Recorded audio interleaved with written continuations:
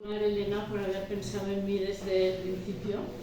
La verdad es que me ha dado la oportunidad de leer Una mujer afortunada y además también me ha obligado a releer Un hombre afortunado, porque ya lo tenía bastante en el fondo de la memoria.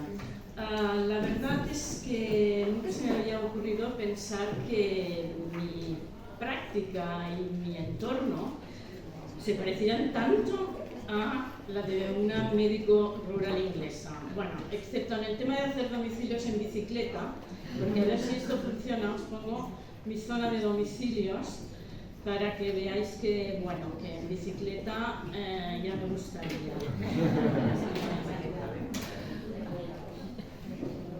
Bueno, esto es lo que tenemos ahí.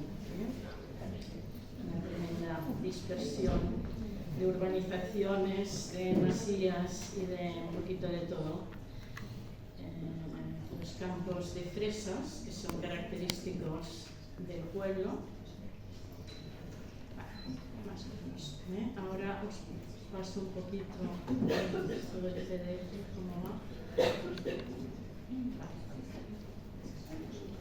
No. Sí, por la ruedita, por ejemplo. Bueno, esto más o menos es lo que vemos cuando salimos del consultorio, hacer domicilios, las fresas, las ovejas.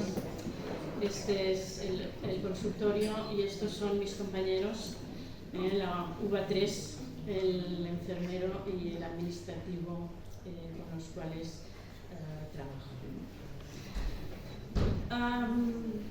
Vamos a centrarnos en los libros, en la situación de los protagonistas de los libros, y también la mía, es parecida.